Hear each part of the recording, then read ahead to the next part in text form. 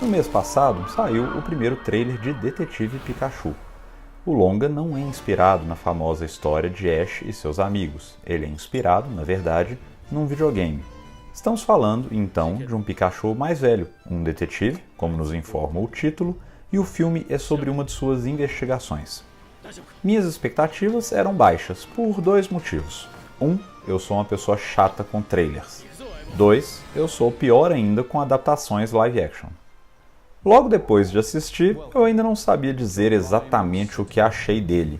Fiquei positivamente surpreso com o fato de não ter odiado o trailer e me dei por satisfeito.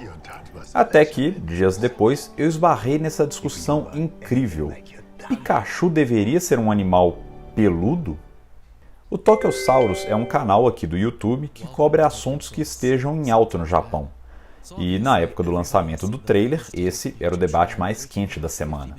Eu recomendo esse vídeo a todos, mas resumindo a discussão, sim, Pikachu é um personagem inspirado num rato, e mamíferos têm pelos. Aliás, como ele bem lembra, essa não é a primeira representação do Pikachu com algum tipo de pelugem, então, tecnicamente, caso encerrado. Esse vídeo não é sobre a discussão, mas ela me fez perceber que, certa ou errada, essa decisão foi boa, e ela é um mérito do filme. Porque o fato de Pikachu ter pelos como se fosse um cachorro ou um gato doméstico, de certa forma naturalizou a sua existência ao lado de pessoas reais. Essa escolha simples, e que deixou algumas pessoas furiosas, tira o personagem do seu aspecto cartunesco, quase plástico, para algo que se misture de modo mais natural à cena. Esse talvez seja o maior desafio ao adaptar um mangá ou anime para o live action. Quando a realidade muda, tudo se transforma. Vamos comparar rapidamente com os quadrinhos ocidentais. Qualquer um que tente descrever o Batman vai acabar usando os mesmos elementos, e ainda assim a execução será sempre diferente. Da mesma forma, respeitadas umas poucas características, quase qualquer aparência pode representar Bruce Wayne sem que isso seja um problema. Isso porque o rosto do Bruce Wayne não é um elemento crucial daquele universo. Só que o mesmo não costuma valer para os animes. É como se os artistas japoneses construíssem uma realidade mais peculiar. É como se fossem mais livres para trabalhar proporções e a caracterização. Em especial, olhos, cores, formato dos cabelos, mas também roupas e adereços que simplesmente não estão presos à lógica da realidade humana. Esses elementos são determinantes no universo dos mangás e dos animes e se transformam em problema na transposição para o mundo real. O paradoxo é interessante. A liberdade inicial acaba virando uma algema depois. Vejamos dois casos recentes, ambos produzidos pela Netflix: Death Note e Fullmetal Alchemist. São exemplos muito bons para mostrar que toda escolha tem um preço. Em Death Note, uma parte fundamental da caracterização de Light Yagami é a sua inteligência. E esse detalhe é acentuado pela cultura japonesa, que é uma cultura de cobrança e extrema pressão pelo desempenho, pela excelência estudantil. Esse é um elemento que se perdeu na troca do Japão pelos Estados Unidos na adaptação. Por outro lado, o universo de Fullmetal Alchemist é inspirado de forma pesada na Europa do entre-guerras e na formação dos estados totalitários. Apesar de ser um mundo ficcional, é meio óbvio que esses personagens são loiros porque são alemães. Nesse caso, é irônico que rodar o filme com atores japoneses seja considerado a escolha fiel à obra original. Essas decisões tiveram influência na forma como os filmes foram recebidos.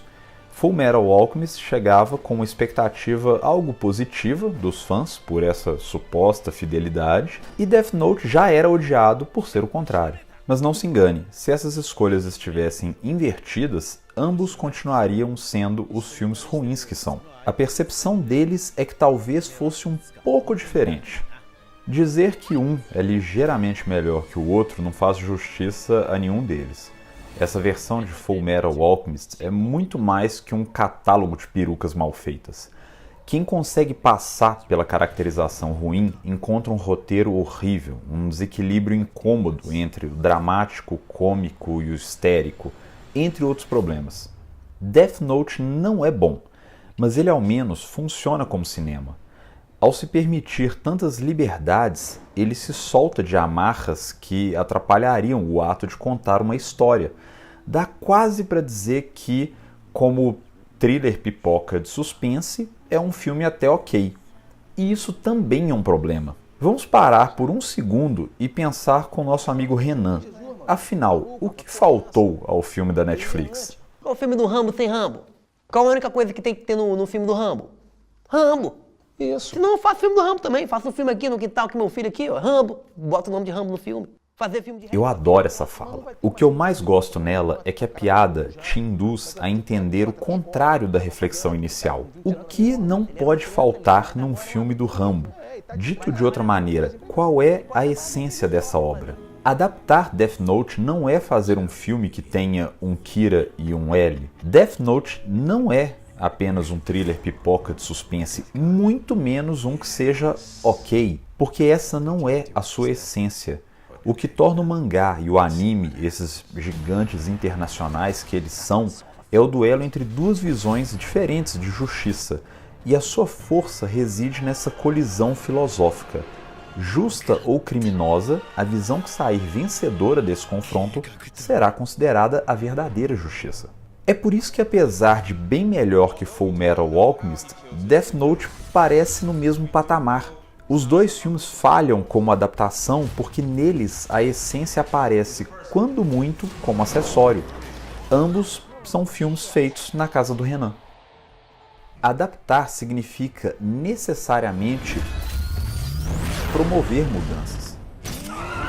É difícil, mas é possível fazer mudanças corajosas. É possível construir um universo novo com estilo e linguagem visual própria, trazendo elementos típicos do anime e do mangá e ainda funcionar como filme.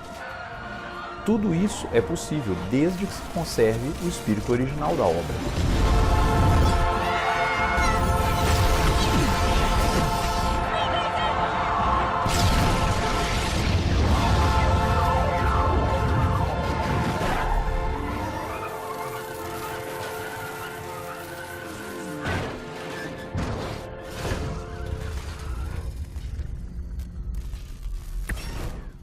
Detetive Pikachu passou na primeira fase.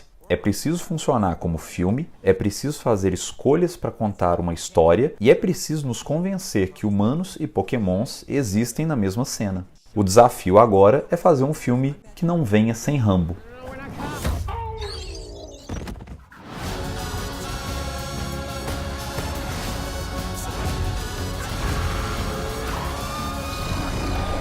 Muito obrigado por assistir e eu espero que você tenha gostado.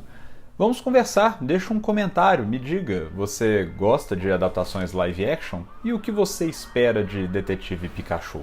Se inscreva no canal, dê um like se você tiver gostado e a gente se vê na próxima. Um grande abraço e tchau!